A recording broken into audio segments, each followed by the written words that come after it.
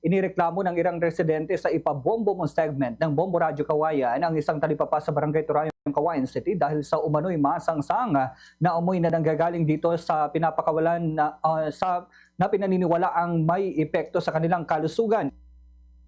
Sa panayam ng Bombo Radyo Kawayan kay Grace Daguro Sugitan, isa sa mga residenteng nagrereklamo, sinabi niya na matagal na umanong problema sa kanilang lugar ang mabahong amoy na nagmumula sa naturang talipapa. Anya nakaaapekto na umano ito sa kanilang kalusugan kung saan ilan sa kanilang nararanasan ay ang pagduduwal at pananikit ng ulo. Ipiniliwanag naman ni Sugitan na ang pinag-ababaran umano ng seafoods at nakalagay sa mga styrofoam ay basta na lamang itinatapon sa kanal. Dahil dito nagkakaroon naman ng masangsang na amoy, lalo na sa bahagi kung saan bukas ang kanal malapit sa kanilang bahay. Anya maaring hindi na naamoy ng mismong may-ari ng tindahan ang naturang amoy dahil sa sarado ang kanal sa kanilang bahagi. Ngunit sa lugar ng mga residente kung saan bukas ang daluyan doon ay naamoy ng mga residente. Dahil dito, nanawagan naman si Sugitan na sana ay huwag itapon sa kanal ang mga nasabing basura at humanap na lamang ng maayos na paraan ng pagtatapon. Ganito ang bahagi ng pahayag ni Ginang Grace Daguro Sugitan. Amoy po siya ng babaho. Ang mga borders po, ang mga tao, alam din po nila dito sa kapitbahay namin na ganoon po ang naaamoy. Kaya ako naman po na bilang concerned citizen at gusto namin, hindi naman po tayo, ang gusto ko po is hindi po tayo magkasakit. Di ba po ba, ma'am? Yes. Kaya po ako nananawagan po na sana po ay wala pong kwan dito kung ano man po ang issue, pero ang health po ang pinaka-kwan.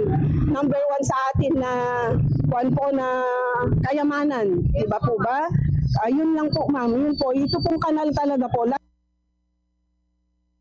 Samantala, ayon naman kay Rose Lucas, ang may-ari ng tindahan na inirereklamo, agad siyang nakipag-ugnayan sa kapitan ng barangay upang makapagsagawa o makapagpagawa ng kanal na maaring maging tamang tapunan ng mga basura. Anya, nagpunta na rin umano sa lugar ang mga kinatawan ng sanidad at sentro upang magsagawa ng inspeksyon, ngunit wala naman umano silang naamoy na masangsang sa naturang lugar. Nakiusap din umano siya sa mga residente na maghintay na lamang dahil sa nakatakda sa buwan ng Abril ang konstruksyon ng kanal. Dagdag pa niya, handa siyang gumastos upang maisagawa ang proyekto at tuluyang matigil ang reklamo. Gayunman, sinabi ni Lucas na sa tingin niya ay hindi ang masangsang na amoy ang tunay na dahilan ng reklamo, kundi dahil sa hindi niya pagpapautang sa nagrereklamong residente, lalo na't ilang beses umano itong humiram sa kanya. Ganito naman ang bahagi ng pahayag ni Ginang Rose Lucas.